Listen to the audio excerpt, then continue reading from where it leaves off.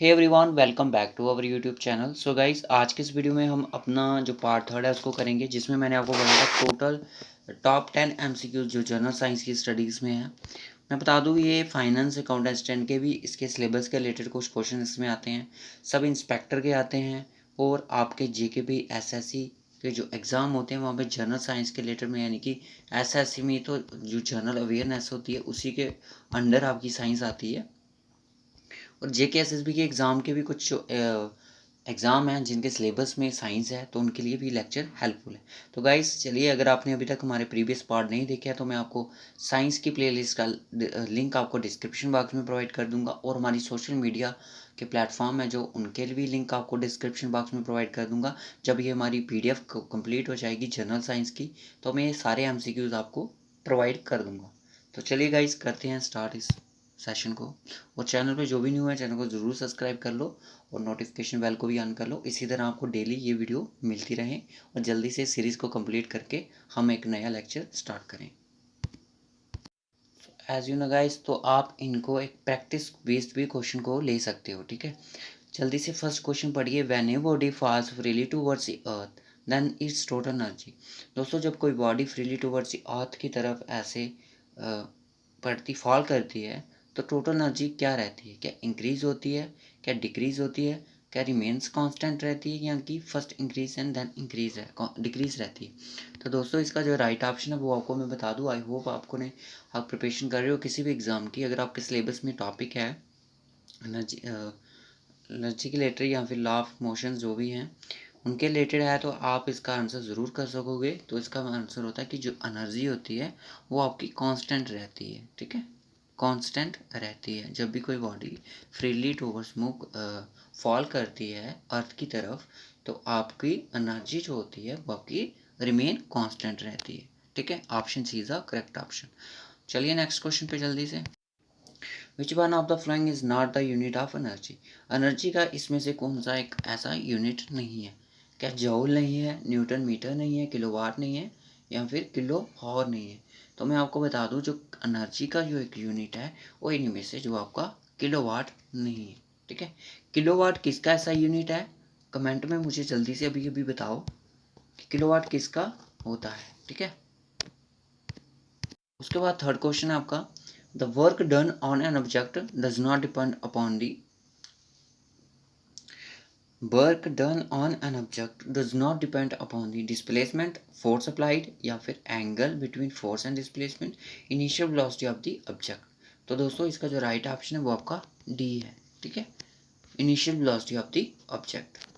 Next question है आपका, in an oxidation process. Oxidation का जो प्रोसेस होता है, आपने रिडक्शन पढ़ी, ऑक्सीडेशन पढ़ा है, डैश हैपन, तो क्या होगा?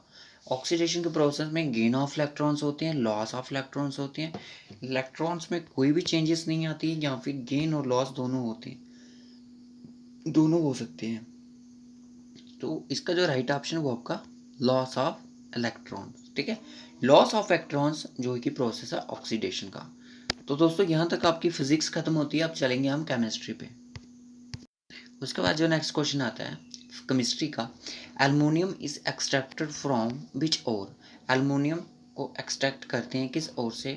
मैग्नाइट से, बक्साइट से, सिडराइट से, हाइमेटाइट से। हाइमेटाइट से तो वो करते हैं आपके बैक साइड से, ठीक है। बैक साइड से इसको एक्सट्रैक्ट किया जाता है।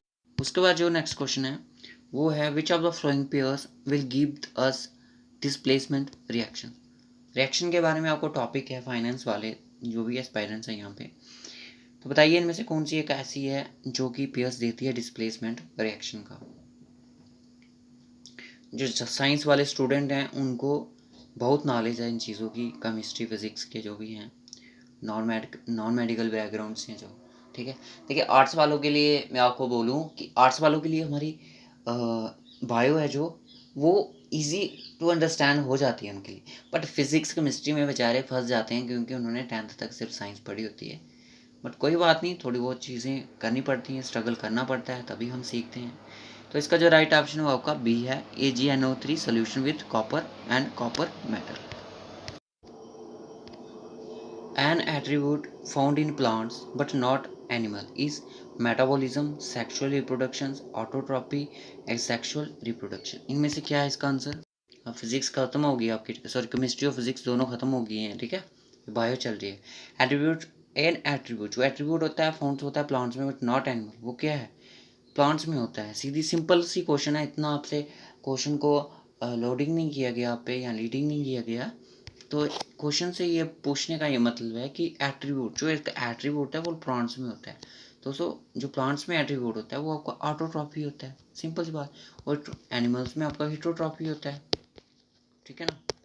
क्वेश्चन को समझो, लिखा क्या है उसके बाद। चलिए next question. In 5 kingdom classification unicellular green algae are included in the kingdom. 5 kingdom में, किंगडम क्लासिफिकेशन में unicellular green algae are included in the kingdom, किसको इंक्लूड करते हैं ये? दोस्तों ये आपका 5 जो किंगडम क्लासिफिकेशंस है ना, ये आपके JK SSB फाइनेंस और सब इंस्पेक्टर के सिलेबस में नहीं है। ये SSC के लिए और JK SSB के लिए, सॉरी JKP के लिए इम्पॉर्टेंट है, ठीक है। उनका क्योंकि 5 किंगडम, क्योंकि उनके बॉटनी सब्जेक्ट भी है ना JKP वालों का, उनके लिए इम्पॉर्टेंट है। तो दोस्तों इसका जो राइट ऑप्शन है वो आपका प्रोटिस्टा है, ठीक है। नेक्स्ट क्वेश्चन चलिए। उसके बाद आता है cell theory was proposed by. Cell की थ्योरी किसके द्वारा दी गई थी? पाउल अर्लिच द्वारा, रॉबर्ट कोच द्वारा, सैचलिंदन सचवन के द्वारा या रॉबर्ट हुक द्वारा, ठीक है। सेल को तो डिस्कवर करने वाले रॉबर्ट हुक थे, पर थ्योरी दी थी आपके सैचलिंदन सचवन थे, ठीक है। नेक्स्ट क्वेश्चन चलिए। हमारा लास्ट क्वेश्चन है 5 किंगडम क्लासिफिकेशन, एक ये टॉपिक अलग से है, ठीक है। किसके द्वारा दिया गया था? कोपलैंड ने दिया था, ग्रीव ने दिया था, मार्सिलो मालपिकी ने दिया था, या फिर विटैकर RS ने दिया था? तो इसका जो राइट ऑप्शन है वो दिया था विटैकर RS द्वारा इसको दिया गया है, ठीक है। याद रखना इस क्वेश्चन को, इम्पॉर्टेंट है एग्जाम पॉइंट ऑफ व्यू से। तो गाइस अगर आपने हमारी प्रीवियस, क्योंकि हमारे बहुत सारी साइंस की जो वीडियोस हैं ऑलरेडी रिलीज़ हैं विटामिन्स बायो पे, तो हम इस सीरीज़ को जल्द से जल्द कंप्लीट करने वाले हैं, या तो फिर इसी के साथ हम अटैच पे प्लस करके हम अपना जो अलग से जो साइंस के टॉपिक्स हैं अल्टरनेट डेट्स पे डाल देते हैं। और फाइनेंस और सब इंस्पेक्टर का क्योंकि एग्ज़ाम आने वाला है, सबसे पहले तो यूनी सुपरवाइज़र का एग्ज़ाम आ रहा है, तो उसके लिए मैं बोलूँ SI और उसके लिए आपको अलग से कुछ नहीं पढ़ना है, ये दोनों का सिलेबस ऑलमोस्ट सेम है, ठीक है। तो आपको जो सब इंस्पेक्टर के लिए पढ़ना है वही आपका यूनी सुपरवाइज़र के लिए पढ़ना है।